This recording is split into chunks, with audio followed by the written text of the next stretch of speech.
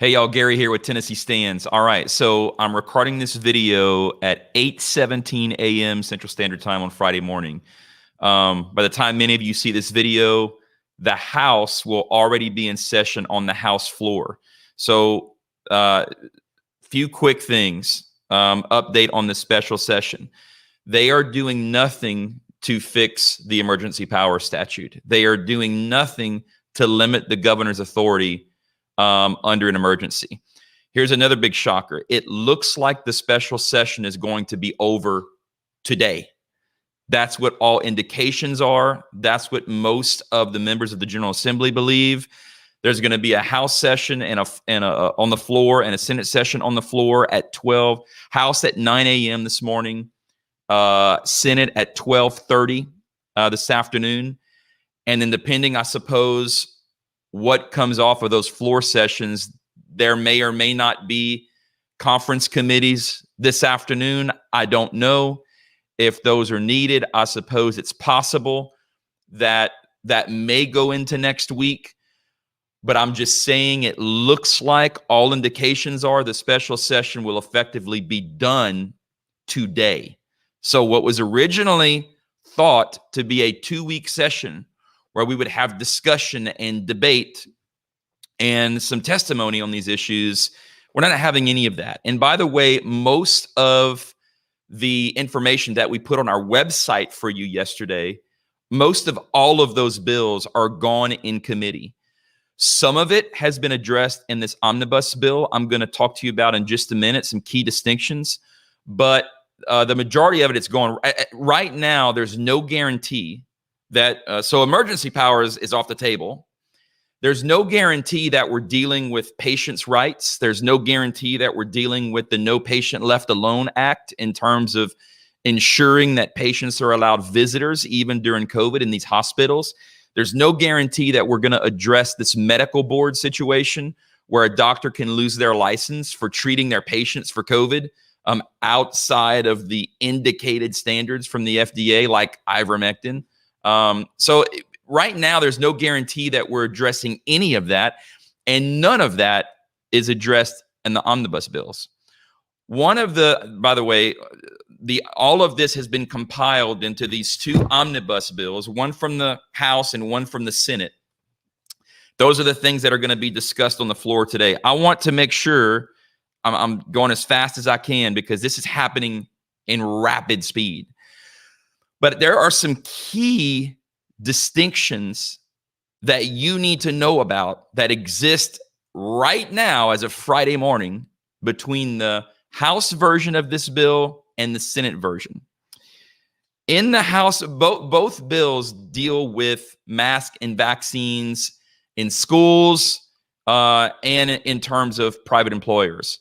Both bills emphatically say, the government or a state agency cannot require the vaccine as a condition of entry or employment or all that stuff. So from a state perspective, that's where we are. Both bills deal with that. That's where we are today. That's all fine. However, on the employment and hospital piece, key distinctions. The House version of the bill deals with all private employment, including hospitals. And I'll tell you the details. So in the House version of the bill, a private employer cannot require masks, and a private employer cannot require vaccines as a condition of employment or take any adverse action. On the mask side, they can require masks only if we're under severe conditions, which means the governor will have to have declared an emergency. And by the way, we're still in an emergency legally here in Tennessee. So we are there right now. But those mandates can only last for up to 14 days. They can renew those mandates every 14 days as long as the emergency persists. However, they must accept. So for employees and consumers, if they're going to require masks in an emergency, they have to accept medical exemptions and religious exemptions for masks. But by and large, it shuts mask requirements down across the board pretty much in all private employment, including hospitals. But here's the caveat on the hospital piece. The private employer, if they're a hospital, it only, on the House side, it only applies in the sense that they are a Medicare certified provider. So any long-term care facilities, any hospitals, any medical facilities that are a certified Medicare provider, they are exempt. They can require masks and vaccines, by the way, for their employees. However, only if Medicare, the federal Medicare, makes those requirements to be compliant. So, for example, a hospital who has to be Medicare compliant cannot mandate vaccines if Medicare is not requiring them to mandate vaccines. But if the federal Medicare program is requiring a long-term care facility or a hospital, anyone who has to be compliant with Medicare, to require vaccines and or masks, they are exempt from this state law, and they must comply with those federal regulations. So in terms of hospitals, it seems it's all up to being compliant with Medicare. I'm not 100% sure on this. There are a lot of people that would know more than I do. I went and looked at Medicare and looked at what I could find this morning in a hurry, and it doesn't look like there is any federal requirement from Medicare to require vaccines for. So effectively, as long as Medicare doesn't require it, it would be illegal in the state of Tennessee for any hospital to require a vaccine for their employees. So sort of good, sort of bad, right? But here's the key. I just saw this morning. Massive difference between the House would restrict all private businesses. The Senate version of the bill only restricts government agencies, schools, and publicly funded private businesses. That distinction, however, between private businesses and publicly funded private businesses only exists for the mask portion of the bill. So I just want to be clear on that. So both the House and Senate bill restrict all private business, except in the case of hospitals, they are still required to be Medicare and Medicaid compliant. But in both bills, they restrict all private business from requiring the shot, period. So consumers, employers, they can't make it a requirement if the person refuses. But in the Senate version of the bill, publicly or private businesses can still require masks for both employees and consumers as long as severe conditions exist, which means we're in an emergency. And like the schools, those mandates last for 14 days, but they can renew them every 14 days. The other thing, though, with that, let me make sure. Yes, so key point here. No private business can require a vaccine. But in the Senate bill, private businesses can require masks, but they must allow for medical and religious exemptions, similarly to the House bill. So both bills require that medical exemptions and religious exemptions be allowed. Here's something else to key out on schools. No school board can require masks. However, the individual principal at a school can require or can request from the school board that they require a mask. So let me get this straight. School boards don't have the authority to make a blanket policy to mandate masks, but if your school principal wants to have masks at their school, they can request the school board to approve a measure where masks are required at that school. Same caveat, though, as private businesses. Those mandates can only last 14 days. They can be renewed every 14 days as long as we are in a declared state of emergency, and they must accept medical exemptions and religious exemptions to the mask mandate. Nonetheless, the ability to do so is there. I will say, I don't like the fact that in both the House and the Senate bill, that section of the bill starts with notwithstanding Title 49 or any other law to the contrary, meaning they're saying unless there's something in Title 49 that allows a school to make a mask mandate outside of an emergency. I suggest there's no reason for that to be there, because here's how that can be construed. We've been told by several school boards that, oh, well, these masks aren't to prevent COVID.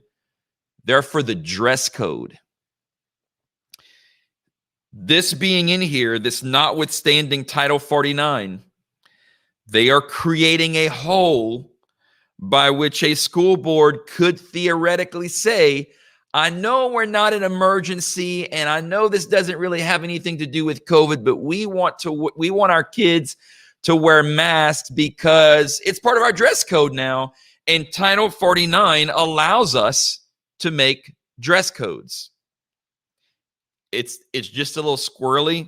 I'm just throwing that out there. I wish it wasn't there. What both bills do require is parental consent for minors to receive a vaccine. That's in both of them. And they guarantee, they have some issues regarding monoclonal antibodies.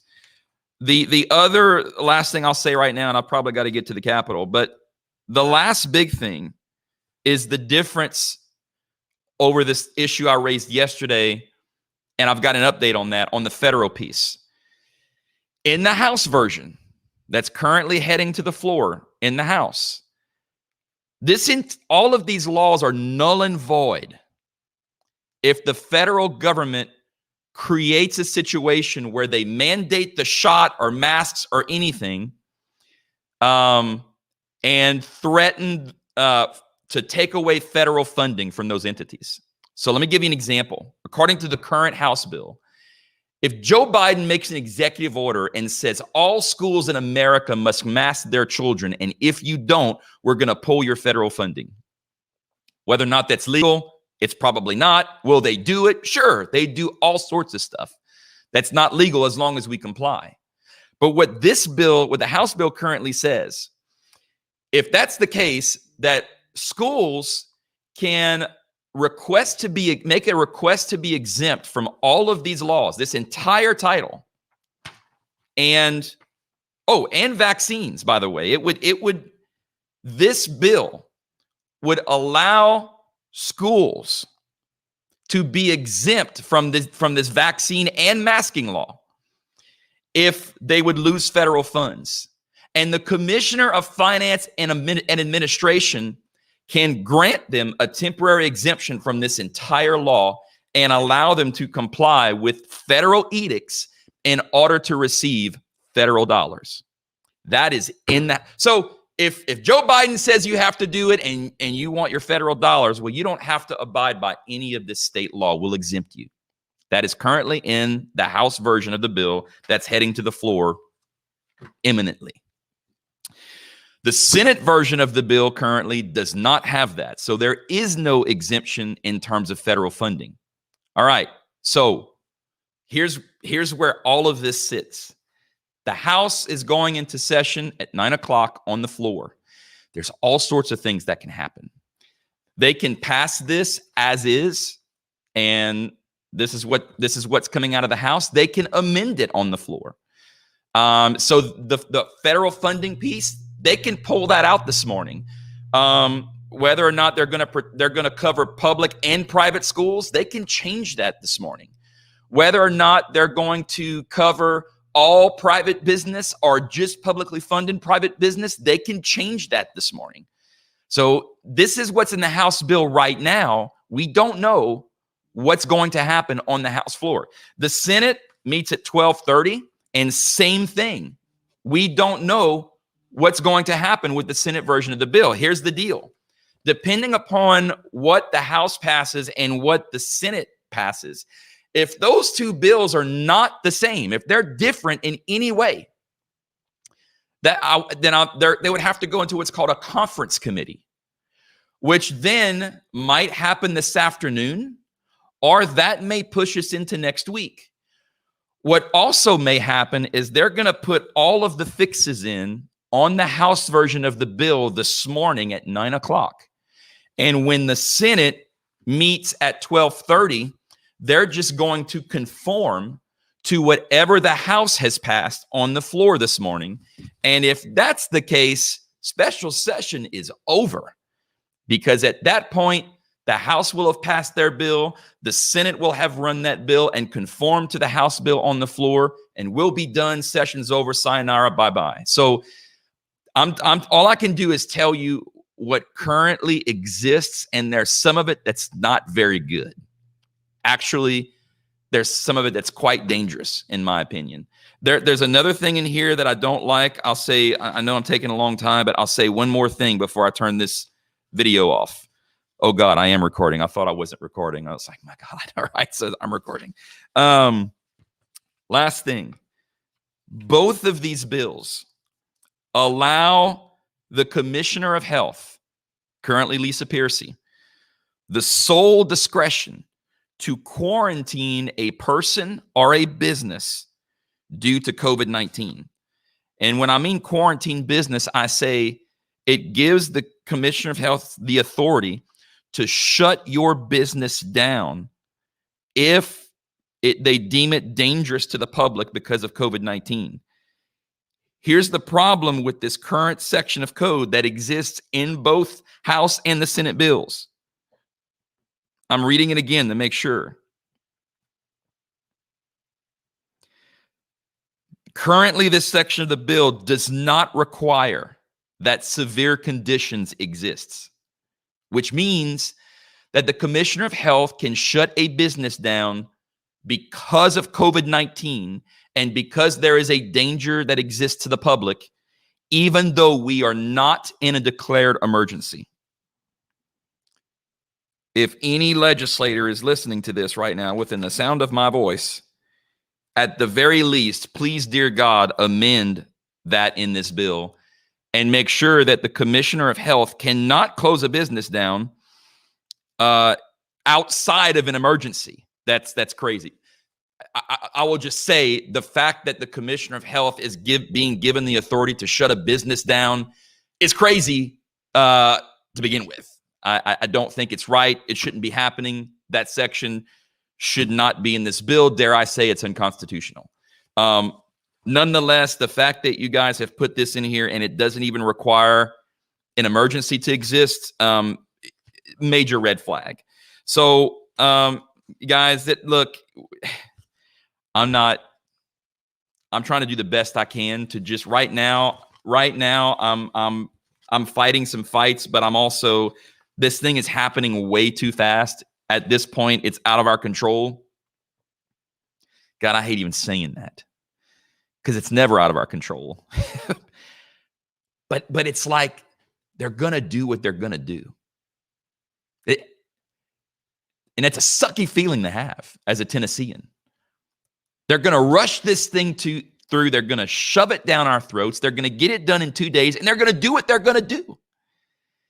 Even though they were supposed to go into special session for a couple of weeks to here, we've been lining up stories. You've been sending us emails to hear from the people of Tennessee. They are not interested in hearing from the people of Tennessee.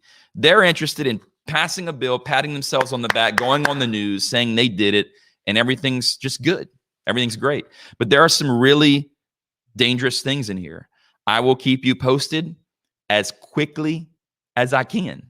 I'm heading there now. God bless you. Have a great day. Be in prayer. Be in prayer for what is going to happen today on the House floor and the Senate floor at the Tennessee State Capitol.